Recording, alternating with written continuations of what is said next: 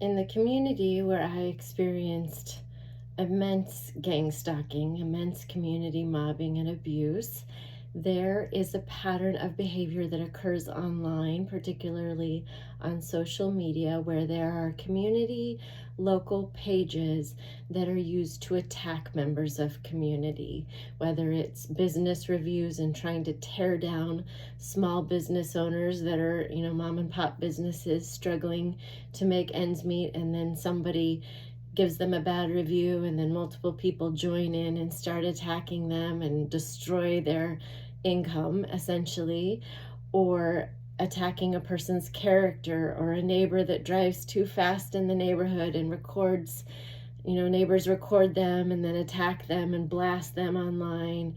There's a lot of different community pages that are used to expose people or exercise vigilante justice, to take matters into their own hands as community members. And often this involves slander, it involves attacking the character and spreading gossip and falsities about members of community. And large groups of people will willingly join in and share stories, even though they may never have met the person or have had minimal interaction. They'll exaggerate and elaborate because they want to be part of the group. And in the community I came from, there's a woman who perhaps is struggling with mental health issues, addiction issues. I don't know personally. I only know what's spread and circulated all over social media. But there are online pages dedicated to sightings of this woman. Oh, I saw her just now on this street and she was acting crazy and running through the street.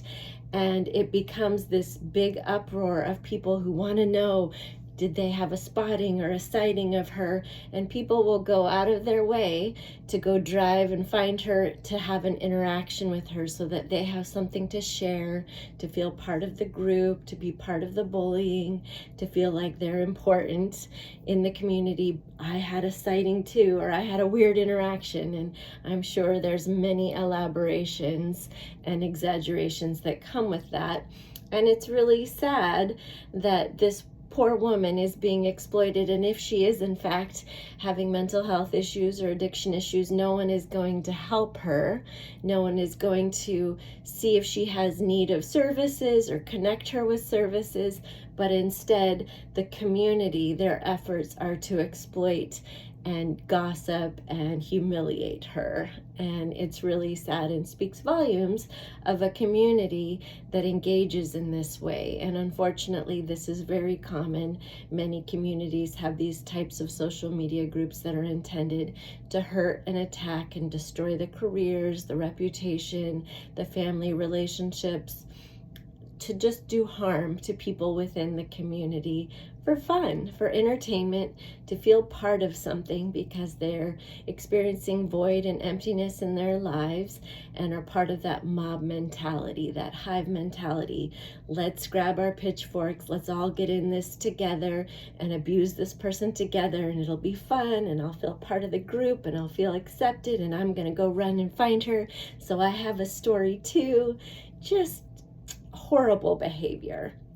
And it speaks so much of a community that tolerates that, that allows that and supports that. It's really quite sad. But today I'm going to be speaking on some of the random realities of being part of community mobbing, of being a recipient of community abuse and that targeting, that exploitation. And these are just some random thoughts that came to my mind that are part of the experience. And so I thought I would point out some of these factors that you might be able to connect with.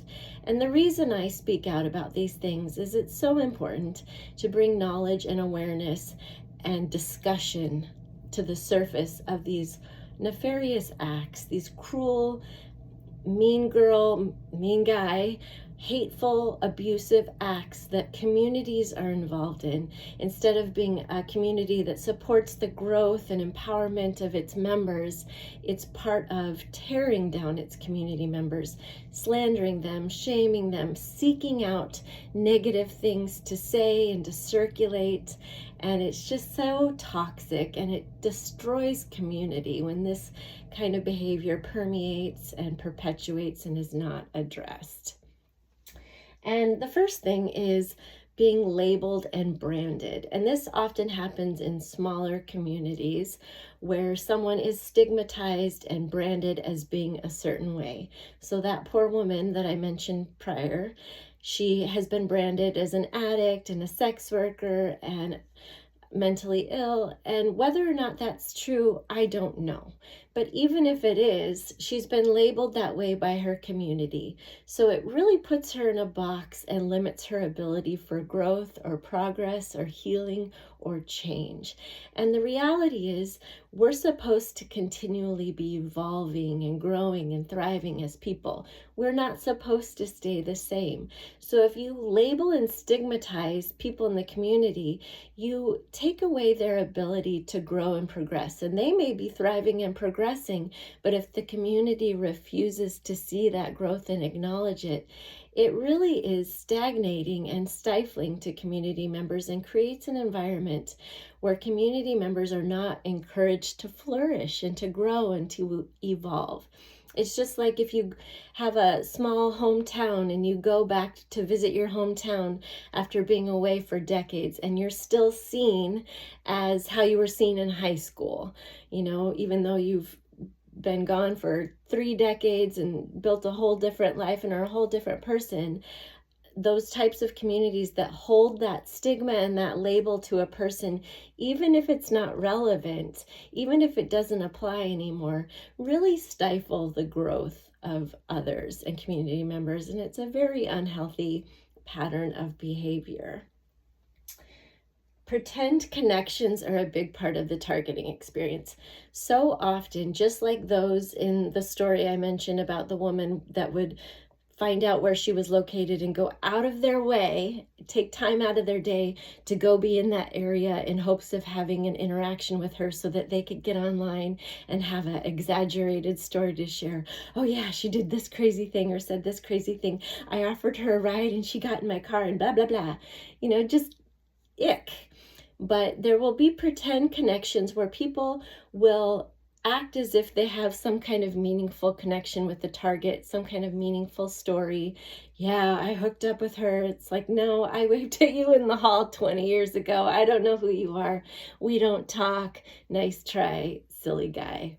Those kind of pretend connections. Or, yeah, I sat next to you at church once and that was it. Why are you discussing my life as if you know what's going on in it? There is that need to feel accepted and part of the larger group. And a lot of it is based on exaggerations and blatant lies about the connections to the targeted individual. There's often scripted disputes. So there will be a narrative and stories circulating in a community or online about some kind of pretend altercation or dispute that the targeted individual has had with another individual or multiple individuals that never happened, and the target doesn't even know that it's being circulated. They know nothing about it because it's not real. These are fabricated disputes. A neighbor that tells lavish stories about, false interactions and contention when there never was any. And it leaves the target going, why are all these people coming at me from all these different directions and giving me side eye? Well, because these fake stories are being circulated that have no truth to them, but they depict the target as being part of altercations and disputes with numerous people that never happened. Diminished value is a big part of the targeting experience. It's important for those in the community to keep that target in that box. We've branded you, we've labeled you, and we don't want you to grow. We don't want people to see you as having any value or worth. We want them to see you in the light that we've painted you in. Stay in your little box. That's who you are. That's who you're always going to be. You're not allowed to grow. You're not allowed to develop or heal or progress or change in any manner, this is where you belong in this box. And we don't want anyone to see you as being a person worthy of rights or respect or dignity. We want people to feel justified in ganging up as a mob, as a community, to abuse you. And by diminishing your value through slander and a smear campaign, spreading lies about false connections, false altercations, that helps others feel justified. Oh, they're deserving. They're deserving of being abused. I heard she took prenatal vitamins, so she must be pregnant, Meanwhile, you're just trying to grow your nails out long, or just trying to keep someone in a diminished role of worth in the views and the eyes of community members, so that no one will ever question and go, why do you guys treat that person so bad? That seems wrong. Anger at the growth of the target. So if the target is being devalued and abused by the community, but they continue to grow and thrive and try to prosper in spite of all the obstacles and sabotage being placed in their life, this will make community mobbers very angry. Targeters will become very angry if the target is happy, if they look healthy and well and are thriving, if they have a career, if they have stability. These things will infuriate the community mobbers because it negates their false narrative. It makes them look like liars. So they'll take actions behind the scenes to create that false reality as being truth. Oh, they're not stable, and then they'll try to get them fired from their job or things like that. They're committed to misunderstanding the target. So even if the truth is revealed that something someone has said and circulated is false, they will stay committed to believing that lie regardless of truth, regardless of evidence, regardless of fact. We've decided as a community that this person's a problem, and we're just going to keep going with that, even though there's no evidence, even though it turns out everybody was lying and it's just a bullying situation and some envy. We're just committed to misunderstanding this person.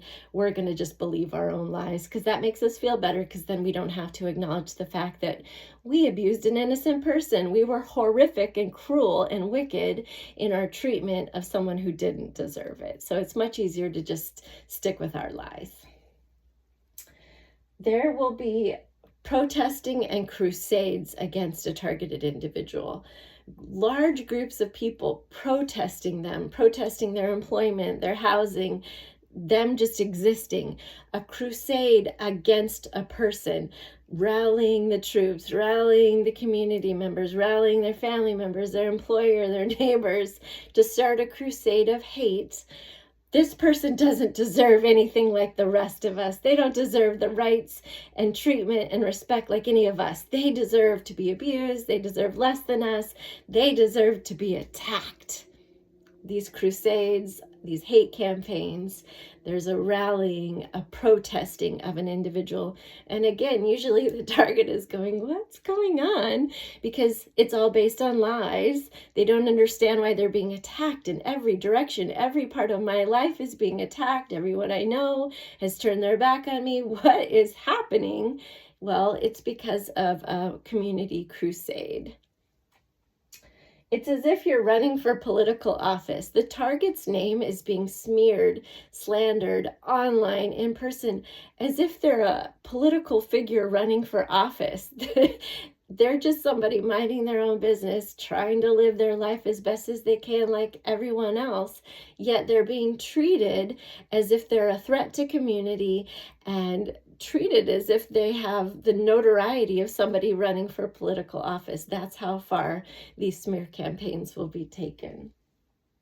Often, the community mobbers, the targeters, will twist the good qualities and the good actions of the target to make them look bad. So, for example, I am an early riser. I get up early and I read my scriptures and I work out. I like to get that done first thing in the morning. I like to do a little bit of house cleaning, light cleaning to start my day.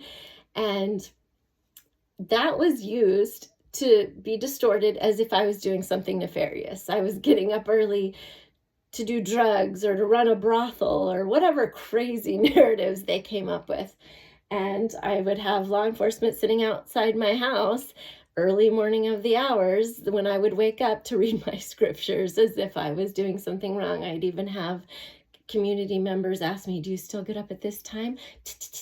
You know, like it was something bad. No, I actually have really good self-discipline that, you know, is a respectable quality, but it was twisted as if I was doing something wrong. Or if you're somebody that's kind and giving to others, they'll twist your efforts, your good intentions, as if you're doing something nefarious, doing something bad. It's all about distorting, projecting their bad actions onto the victim and making anything good about the victim be twisted so that that value can be diminished in the eyes of others.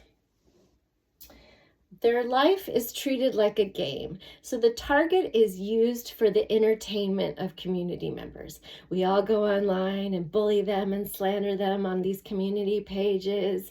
We stalk them. We have our group chats where oh, did you see they went to the store today? They went to the gym at 4:44 today. You know, just this devious behavior as if it's entertainment. They turn someone's precious life into their own entertainment. We're going to sit back and watch what happens after we've called their job and rerouted their mail and lied about them to police officers. And then we're going to sit back and watch and talk about what we see. It's disgusting. Gossip results in litigation and investigation. So often in targeting cases, there are false cases, court cases, hidden court cases being done behind the scenes based solely on gossip, much like investigations based on gossip, false claims, false reports. Let's get a large number of people to say the same thing, and then it must be true. Where there's smoke, there's fire.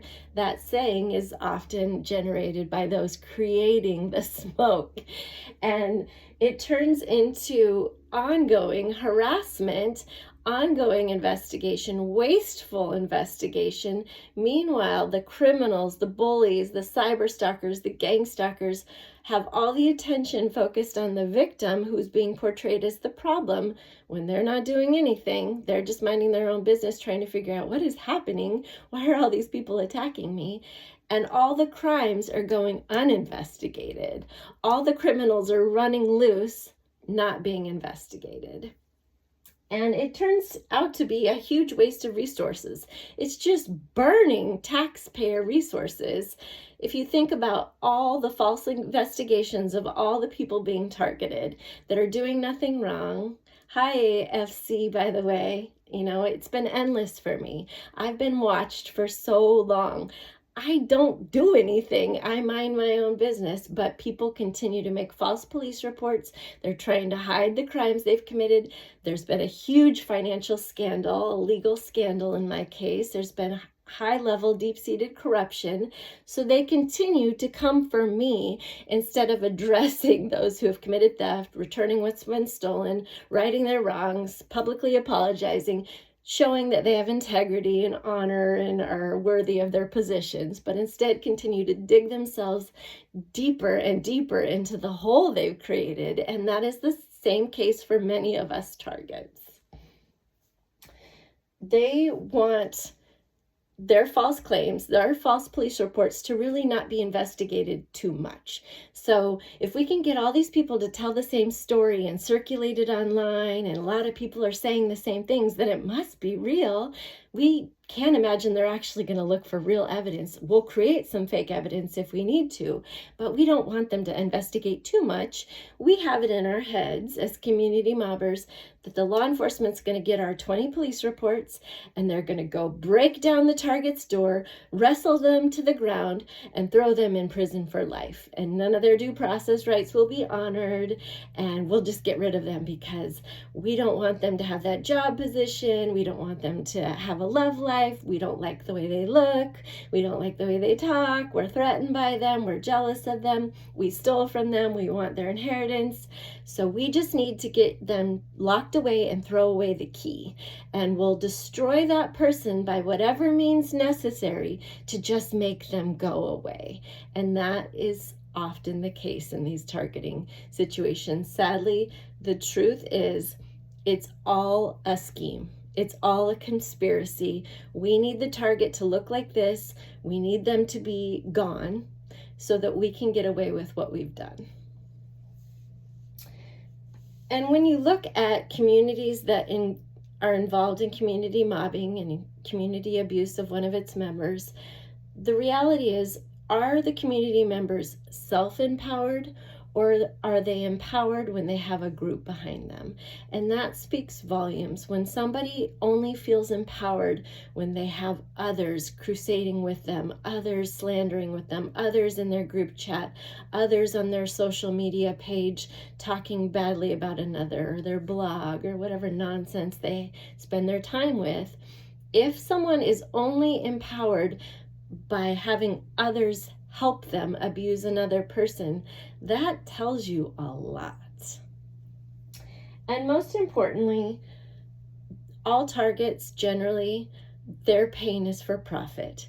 There is profit to be gained in one way or another, whether it's career advancement, you'll get this promotion if you help take this person down, you'll get a cut of their inheritance or their land or their stolen property, you'll get this amount of money if you stalk them, you'll get ego boosts and pride and notoriety in the community because you were the one that took them down, or you were the one that started the blog, or you were the one that tracked them, or you were the one that photographed or recorded them. And it's all about profit for self off of the pain of a target. And so I just wanted to point this out because as I spoke of the story of the woman in the beginning, no one is seemingly concerned in the community about her well-being, her safety, connecting her with resources that she might need, but instead profiting off her pain. This is entertainment for us.